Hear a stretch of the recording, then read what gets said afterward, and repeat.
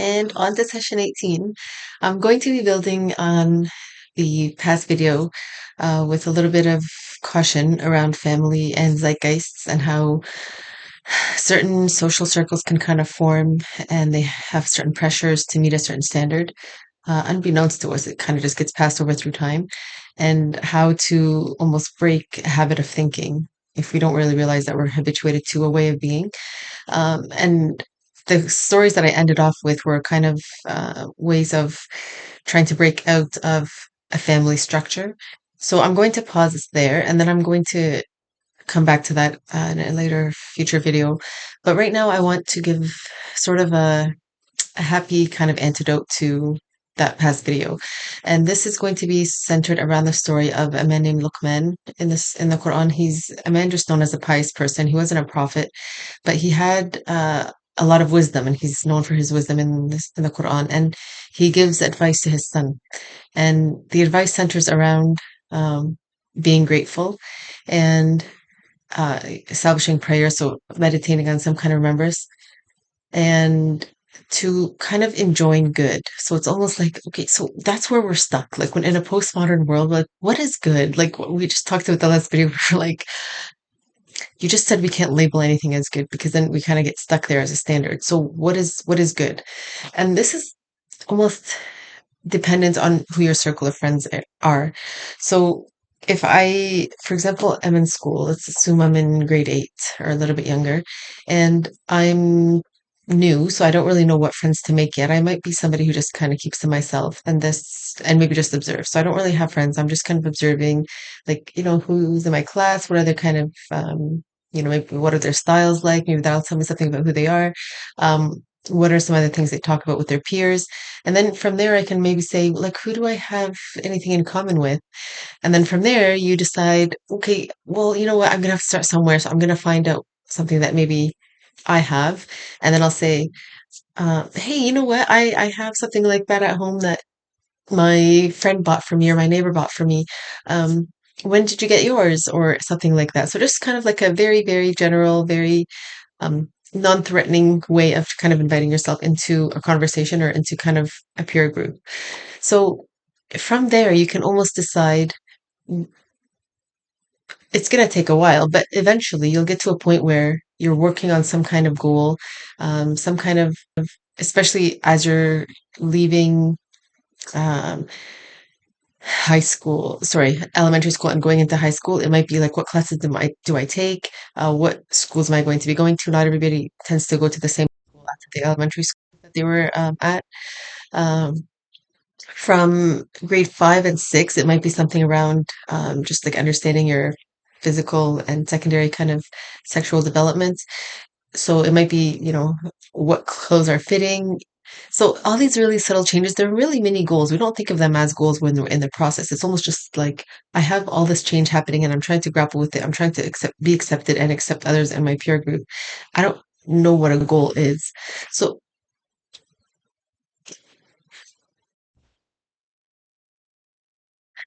I'm going to assume something as mundane as we're going to try to eat healthy, or we're going to try to exercise, or we're going to try to find, um, a common theme in a series of shows that we like to watch, and like a behavior that we're trying to work towards maybe attaining. So let's notice how, this character portrays an assertive quality or characteristic when she has to confront, this conflict. So having these little mini goals is almost a way to understand how to hold each other accountable in a friendly way. So if I think, for me growing up, I went to a private school in grade 5 where like the majority of the day was just kind of studying and trying to memorize scripture. So we all had like the morning portion of the day was to memorize a new page. And then the rest of the day was kind of reviewing everything we had memorized in the past up to that point. And then the last portion of the day was a little bit of just language arts, math, and science. And then it was like kind of free play at the end. So for us, it was almost, it was really many goals, like how difficult was, one page for you versus my page for the day. So it was not necessarily comparing each other. It was almost compare for yourself against another day. So it's not really competitive. It's almost like you're helping each other set goals for yourself to improve on yourself. And you're helping each other not necessarily keep account as though, you know, you didn't do the work that you said you're supposed to. And, I got ahead of you, but it's almost, you know, um, kind of encouraging each other to kind of keep pace with moving forward. And it becomes kind of like a buddy system or like a friendly kind of camaraderie, as it were. So the reason I encourage this is because sometimes when we're working on any kind of goal, we kind of want to give up. And there are times where we hit a brick wall and we allow ourselves some time off, but then to try to get back into the swing of things can take time. And if we're not habituated to maintaining uh, kind of like trust with somebody else to almost help us or support us, then it becomes tricky to kind of form those kinds of foundational friendships in the future with adults. So that was something that I kind of missed on when I was growing up, mostly because I am a very introverted person. So I just constantly worked on goals on my own. But then I found out later in high school and in university, whenever we kind of did any kind of group work, I almost had to work on my own. Like I'd almost like take the project home and be like, I'll just submit like my part of the project to you guys, and then you guys kind of like let me know what the feedback, and then we'll try to put it together after. And then later in work, well, like whatever work setting, there tends to be a lot of teamwork that's involved. So it's almost like if I allow myself from a very young age to habituate to understanding how to cooperatively work with other people, it just becomes second nature, and you become somebody who's a team player, somebody who people want to engage with new ideas. And in a postmodern world, that's going to be very foundational, because how difficult will it be for us to all have a common goal?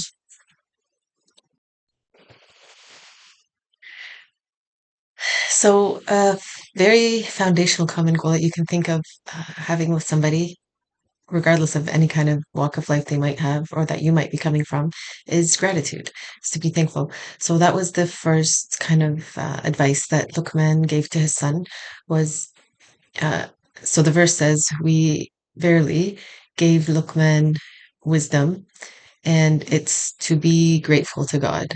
Now, grateful and thankfulness, you can kind of wonder, like, what's the difference in the nuance there?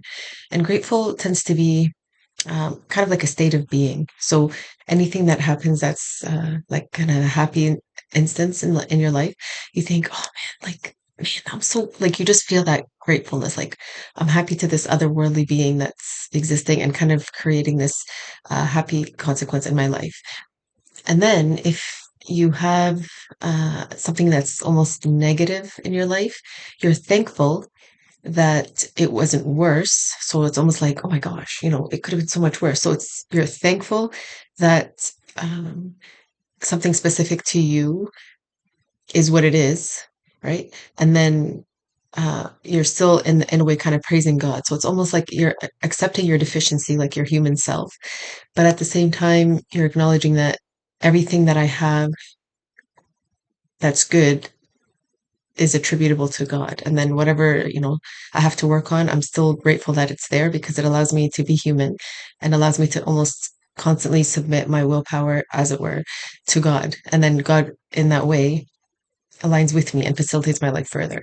So I mentioned this previously in one of my videos where sometimes people see people who look devout or may not even look devout, but they just have somehow like an easy way in life. Like they're just facilitated. Nothing really perturbs them. They're just, kind of they have some kind of understanding. Some people call it enlightened beings. I don't necessarily know that that's a word that we have to use, but it's just somebody who's kind of at peace with their being. And it could be because their temperament aligns with what they're doing in the world. So everything's just very almost like when you think of a gear that's just well oiled, everything just moves so smoothly for them. And you almost want to wonder, like, what is your day like? What do you do? Like, how do you exist? Like, what is it that's leading to this? And that's all it is. It's just that feeling of I always have a goal that I could work on, and I'm grateful that I'm able to recognize that, and I'm thankful that I'm able to find a challenge that I'm able to work on. So having a like a peer group or any kind of friendship group that can sort of align with that with you, regardless of what the goal is. It's just understanding that, we're in the world to have recreation and to play and to almost understand everything about our nature and everything about the world and how our body works, how our mind works, the way we develop, how we are like vis-a-vis other people. And that is supposed to be a fun and engaging endeavor. It's not supposed to be this cut and dry, rule-based, sort of like very strict, fun stripped out of it, like kind of, you know, it's just kind of peculiar. Like I've seen uh, kind of remnants of this in some places where uh, sometimes speakers see behaviors that they're not accustomed to kind of aligning with a particularly religious way of existing for some reason. And so all they do is condemn. And to me, it's like you can think back to Muhammad's time, and his tone and his demeanor was always kind of engaging, like trying to find a way. If somebody, like two companions were arguing about something, like being most right, he would try to engage both of them to make them both feel like, you can both be right. So one scenario is that, uh, actually, I'm kind of hesitant to say, but I'll try to find a link for it and maybe post it. But it's basically that one person, a companion, came to Muhammad and asked, who's most beloved to you? And so he would say somebody, and he would say, and so basically the man, he kept asking until he's like, I want to be the most beloved, because he just had that much hope in the prophet's kind of endearing way with working with people, that uh, he at the end recognized that anybody who spent time with the prophet would feel like they'd walk away feeling like it's me that's the most beloved. And then, someone else would walk in and he'd be like, no, no, no, I'm the most beloved. So it just tells you something about who he was as a person, is that he tried to sort of bring out that feeling in people that makes them feel like they're worthy. And regardless of what their background is, what their behaviors are, and continue to be as like struggles, he was just a person that was a reflection of God's mercy in the world. So there's a narration that says that when God created creation, he put 1% of mercy in the world and kept 99% for himself, for the day of judgment, which means he wants us to be asking for forgiveness. So in my previous video, I linked just kind of at the bottom of the commentary there, that like, what is original sin? Like, you can think about it as some people will say it was Adam enticing Eve to eat from the tree. It was Eve enticing Adam to eat from the tree. It'll be that they listened to Satan and ate from the tree. You could think it was Mary having Jesus and we have no explanation for it. So it's just original sin. You know, a woman having her period or having the pains of pregnancy and birth being original sin. Like, they're all paying for these like missteps that they had in the past. But the way God explains it in the Quran is just, okay, well, God said, don't eat from the tree. And then for some reason, they just had this kind of insinuation that, well, why not? And so they did. And then God said, well, because you did, you kind of have to kind of go backwards almost as it is, and then see why it wasn't time for you to eat that just yet. So you can think about it as uh, maybe a parent telling their child, don't turn on the stove, right? So then they might think, but we see you do it. And so then they go, all you have to do is turn the knob on, or like turn it. And then they realize that maybe my hand was on the range, and then, oh my gosh, right? So then it's almost like, okay, well, now you have to step back and see, well, why did I ask you to do that next time before, indulging in something that you were asked not to do? Maybe ask me. And then I can tell you, well, because if you don't know what knob you're turning, you won't know what range it corresponds with, and then you might hurt yourself. So that's the reason why we want to almost indulge in reasoning with people. So going back to that story with Adam, when God mentioned the repercussion, he just said, Satan just made them have a misstep. That's it. And then they apologized and then was like, all right, well, now you're just going to have to stay here because your progeny is now going to have to understand the process of trial and error, of reasoning, of discernment, how to recognize what consequences are, and then how to follow up with like a new action or like a new path, or modify the action and maybe see like what should I do differently this time or next time. And and then God promises, and it says, if you do a misstep and you follow it by a good action, it erases the misstep. So it's almost like you're all like, there's no original sin. You're constantly in that state of, I'm on good terms with myself. When that kind of erodes is when people prevent themselves from recognizing that they erred, and they just keep pushing through something that's not a good choice. And then they almost want to quell that guilty feeling that they have inside of them, that is kind of like a warning, like, I don't feel comfortable doing this, but they don't listen to it. And then it becomes something that they just are habituated to, and they don't realize that like how do I know that I'm supposed to stop to begin with? So that's basically where the devil is right now, or Iblis is that when if we take the narration that he didn't bow down to Adam out of like kind of some kind of esteem, and the result of that is, well, you didn't follow through with what God had ordered you to do. Therefore, now you have to kind of almost be outside of God's mercy, which means God's not going to forgive you until you recognize what your mistake was. So now Iblis is here, and Adam has made a misstep because he listened to him, and then he's just like, all right, I'm on my way, and he's kind of creating his own remembrance of what heaven was, and why do I have to think about reaching out to something that may be an impulse, but I'm not maybe ready or prepared or informed enough to maybe engage with it. And here, Iblis is just angry, and he's just like, "I want, and that's basically his sole purpose in life is to kind of find a way to almost push Adam or his progeny, so like any kind of human being, into doing something that will be repeatedly wrong, and they won't want to apologize for it or even recognize within themselves that it's a mistake. And the reason that's a problem is because you're almost allowing yourself to be godlike. And God's God. Like, he doesn't make mistakes. We're human. And God made us to make mistakes and to forget and to always try to figure out, what can I do differently?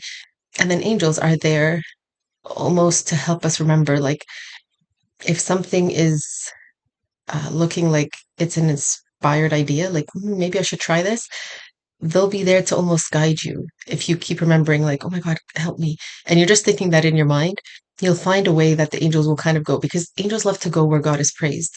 Anywhere that God is not remembered, they vanish. So if you just remember, like, oh, thank God, or anything like that, like in your mind that just comes to you instinctually, you'll be fine. And anything that almost sounds like, I probably shouldn't do that, anytime you remember God, it'll just vanish. Like, you'll find that, the insinuation went away. And if it does continue to prevail, you'll know that it is from like some kind of malevolent source, because typically that's basically the idea, is to get humans to engage in something that's wrong and make them believe that it's right. So all basically Iblis or the devil has to do, or Satan has to do, is just acknowledge that, yeah, I made a mistake, and then apologize to God, and then he'll be involved, like, back in God's mercy. And to not do that is, in a way, already telling about how Iblis thinks about God. Because if he doesn't believe that God can forgive him, then he's limiting God and his expansiveness. And that's what God tells us not to do. So it sounds like Iblis lost hope in himself and in God forgiving him. And God, like throughout the Quran, he always talks about himself as the most merciful, the most forgiving, the most compassionate. Always to remember, like, your very nature as humans is to make mistakes. And I created you with that creative endeavor as it is, because look at what you can create. Like, you can come up with such beautiful ideas all in your mind before you start to think about, well, how do I bring this into life, and how do I bring this to existence? And so that idea, or that faculty of discernment, is something that God celebrates, and that's why he almost asked Adam or Iblis to esteem Adam.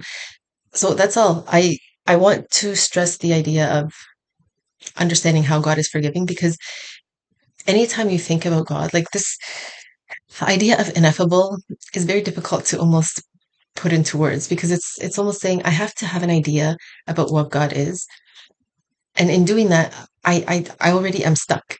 And so that's why we refer to the Quran, and we see, like, how does God explain himself again? And you'll find the most prevailing word is the compassionate and the forgiving. So if you know that, then you say, okay, so there's nothing that I can do that God won't forgive. And then you say, oh, that's pretty cool. I can pretty much try anything. And then you think, well, what is it that God doesn't like the most? And the most thing God doesn't like is when you ask other people before you ask God. So it's almost to say, rely on God first and foremost in any kind of intention that you do, and you'll find that God will just find, like, several paths open up for you, and you'll be able to choose, like, know that you have a lot of choice, and then know how to choose. And if one doesn't work, how to go to another one, and and that whole process of thinking and problem solving and trial and error is basically what pleases, right? We love that freedom of choice, and I wonder why this didn't work, and that problem solving and that kind of critical thinking. For a lot of people, it kind of comes out and manifests in different ways. Some people with virtual games, some people with studying math, some people with studying language, some people with studying like sports and how do I move in a certain way so that I'm building a skill at whatever sport I'm kind of becoming an athlete in. So all of these things are basically our body and our mind and our heart trying to sync in a way that allows us to be happy in our mind because we're doing something we really love. And that's basically it. And that's God saying you're by doing that you're basically building your heaven. So if we know that knowing that our abilities are basically grace from God, then we are realizing that we're being thankful. And in doing that, we praise God for what He's done as creating us as human beings who have the skill and who have the faculty of mind to stop and remember that I can't be this person without God enabling me to be this because we're just really that complex as human beings. So I'm going to just kind of leave this here because I hesitate to talk about God in any kind of way, mostly because God gives that directive in the Quran. He says, be careful of saying something about God that you don't know, because think of what the ramifications of that are, right? If I don't know anything about God and I say there's no God, that's probably easier than to say God is this, right? Because then you almost have to say, well, what is God then if he is this? So if, let's say I said God is compassionate, and then someone else said, well, God doesn't exist, then you can think, well, if God doesn't exist, fine. But if God is compassionate, then I want to believe in God because compassion is like this love that doesn't end. It's just, I just want to love you. And if you love something, you tend to take care of it. You tend to make it want to grow. You want to make it happy. So you want to think, well, what would harm me if I thought about God and God existing? So knowing that, then you understand why God says, be careful of saying something about God that you don't know, because think of what that could create for other people who don't know anything about the universe or haven't had the time to think about it yet. So I talked in several videos in the past where one action that's a misstep could have lots of ramifications in the future around lots of other people. And it takes a while to almost realign for several people. And that's fine. God allows for that because he says as long as people are calling on him to help, he'll facilitate and kind of help them understand, like, okay, what can I learn from this? And then move forward. And as we do that, civilization almost continues to move forward. So let's say I said, all God does is want to be praised. And then you think, okay, well, that's fine. Like, I can see why. Like, creation's beautiful. But then people might say, well, I mean, God needs it. And you can think, does he? Like, if I'm not created, does that take anything away from God? You think, no, not really. Like, the angels are there praising him, but he wanted to show something about his creative power in the world, almost to say to the angels, like, this is part of the reason why you can praise me, right? Because some of the questions that we understand about angels is they have very limited knowledge about God. Only the only understanding they have about God is how to glorify God. So if they see that, wow, like this is the reason we're praising you because look what you can create, then it becomes, oh, cause and effect, which again goes to why as children, like we think of them as angelic creatures before they hit puberty. They're always curious and they're just explorers and they always want to know like why? And they want to rationalize for themselves their existence to be able to put into words why their choices and their actions are what they are. So God ends this verse by saying, uh, he won't forgive those who talk about God in a way that they don't know, because what they end up doing is being transgressors, which means they've stepped outside of a bound that's already a limit for them. So if God already says, you won't know anything about me unless what I've taught you. And he says that if you're trying to understand God, he'll teach you how to think about himself, which means you won't think anything that's going to harm you or like unstabilize your mind. So it's almost like you go to God and then he'll direct you in some way in the world to notice something and be like, oh. And for some reason it'll resonate with you and it'll be like this kind of witnessing for you. And then you'll have meaning about it. And then you'll just put that in your mind and keep going through your day. And you'll just have that throughout your entire life. And anytime people will maybe come to you and try to tell you something that negates what you've already understood or observed or witnessed, you might want to like argue with them and say, no, I don't think so. Which you should, because it's almost saying already I'm putting a boundary. Like you're not going to try to convince me of something I already know different. Or you might say, well, tell me why you think that. And in that way, you can almost try to engage with them and say, well, my experience has been very different. Tell me why you think the way you think. And that's basically what faith is. Some people will say the reason God doesn't exist is because you can't measure God. And that's kind of like a scientific approach to understanding the universe, which is valid. The difficulty is basically like, okay, but how can anybody measure emotion?